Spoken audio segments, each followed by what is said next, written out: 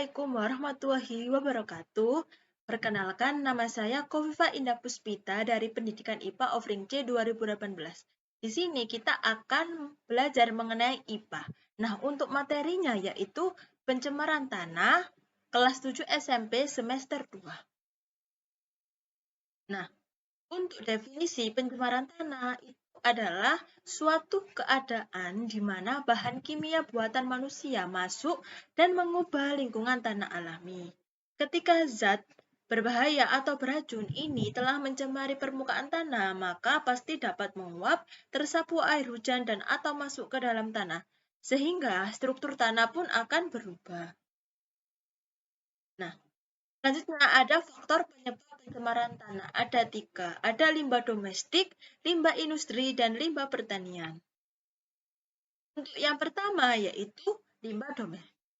Limbah ini berasal dari daerah pemukiman penduduk, seperti pedagang, tempat usaha, hotel, dan lain-lain. Kemudian dari kelembagaan, seperti kantor-kantor pemerintahan dan swasta, kemudian tempat wisata atau rekreasi. Nah, di limbah domestik ini dibedakan ada 2, ada limbah padat dan limbah cair. Limbah padat ini berupa senyawa anorganik yang tidak dapat dimusnahkan atau diuraikan oleh mikroorganisme, seperti halnya sampah plastik, serat, keramik, dan lain sebagainya. Nah, di sebelah kanan ini ada contoh dari limbah padat, seperti ada botol plastik dan lainnya. Kemudian yang kedua ada limbah cair, di mana berupa tinja, feses, deterjen, oli, dan cat. Nah, untuk yang gambar di bawahnya ini ada contoh dari limbah cair di mana air bekas cucian atau air deterjen ini meresap ke tanah. Selanjutnya ada limbah industri. Limbah industri ini berasal dari sisa-sisa pengolahan industri pabrik. Nah, dibedakan menjadi 2, ada limbah padat dan limbah cair.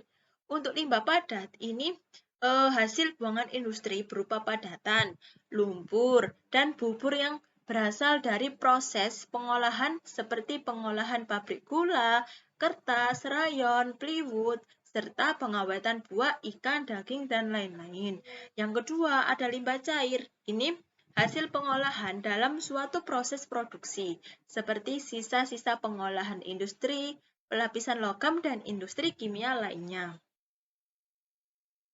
Selanjutnya ada limbah pertanian. Limbah pertanian ini muncul karena petani ini menggunakan pupuk sintetik yang melebihi batas atau dosis, atau caranya pun tidak tepat, seperti adanya pupuk urea dan pestisida, di mana berfungsi untuk memberantas hama tanaman. Penggunaan pupuk yang terus-menerus dalam pertanian akan merusak struktur tanah seperti gambar di samping kanan ini. Tanahnya sudah rusak karena tanah ini sudah tercemar oleh limbah pertanian.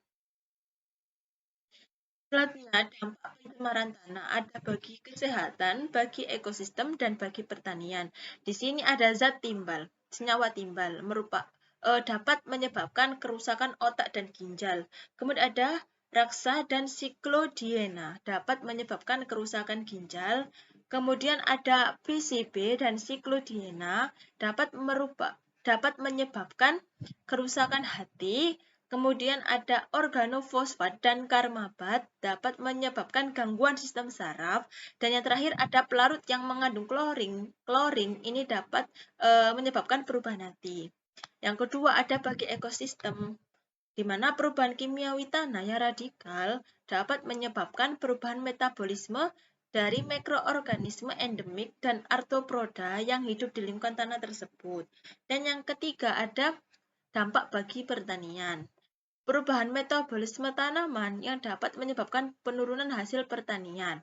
Hal ini dapat menyebabkan dampak lanjutan pada konservasi tanaman, di mana tanaman sudah tidak mampu menahan lapisan tanah dari erosi. Nah, yang terakhir ada cara penanggulangan pencemaran tanah. Nah, yang pertama ada remediasi. Apa itu remediasi? Remediasi adalah kegiatan untuk membersihkan permukaan tanah yang tercemar. Dan ada 2 jenis dari remediasi tanah. Ada in situ dan ex situ. In situ ini nama lainnya on-site, sedangkan ex situ nama lainnya off-site. Untuk in situ, ini pembersihan di lokasi, harganya murah dan lebih mudah, terdiri atas venting atau injeksi dan bioremediasi. Sedangkan untuk ex situ atau offsite, ini merupakan penggalian tanah yang tercemar lalu dibawa ke tempat yang lebih aman. Nah, selanjutnya ada contoh remediasi on-site atau in situ. Remediasi secara elektronik ini menggunakan tegangan listrik rendah dan arus DC pada potongan melintang area antar elektroda yang diletakkan pada slugger dengan susunan aliran terbuka. Metode ini pun digunakan untuk memindahkan zat pencemar seperti logam berat dan lebih efektif dalam memindahkan logam berat berdasarkan pada electromigration yang mana merupakan suatu peristiwa elektrokinetik. Nah, untuk proses pembersihan secara offset, ini yang pertama tadi ya, penggalian tanah yang tercemar. Kemudian dibawa ke tempat aman, lalu dibersihkan dari zat tercemar. Di mana yang pertama disimpan di bak atau tangki yang kedap. Kemudian zat pembersih ini dipompakan ke tangki tersebut. Zat pencemar pun dipompakan keluar dari tangki atau bak tersebut yang kemudian akan diolah dengan instalasi pengolah air limbah. Nah, yang kedua ada bioremediasi, di mana proses pembersihan pencemaran tanah dengan menggunakan mikroorganisme seperti jamur atau bakteri. Tujuannya apa? Tujuannya untuk memecah atau mendegradasi zat pencemar menjadi bahan yang kurang beracun atau tidak beracun. Nah, mikroorganisme ini sebagai bioremediasi ada jamur vesikular arbuskular mycorrhiza atau VAM, di mana jamur ini berperan langsung dan tidak berperan langsung. Berperan langsung karena mampu menyerap unsur logam dari dalam tanah, sedangkan tidak berperan langsung karena menstimulir pertumbuhan mikroorganisme bioremediasi lain seperti bakteri tertentu, jamur, dan lain sebagainya. Nah, ini ada contoh tahapan bioremediasi tanah. Yang pertama dilakukan penyiraman untuk menjaga kelembapan tanah.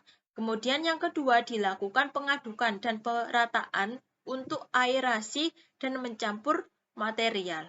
Kemudian dilakukan monitoring lingkungan sehingga hasil akhir bioremediasi ini tanah sudah tidak tercemar. Makasih, semoga materi ini bermanfaat bagi kalian. Selamat belajar. Wassalamualaikum warahmatullahi wabarakatuh.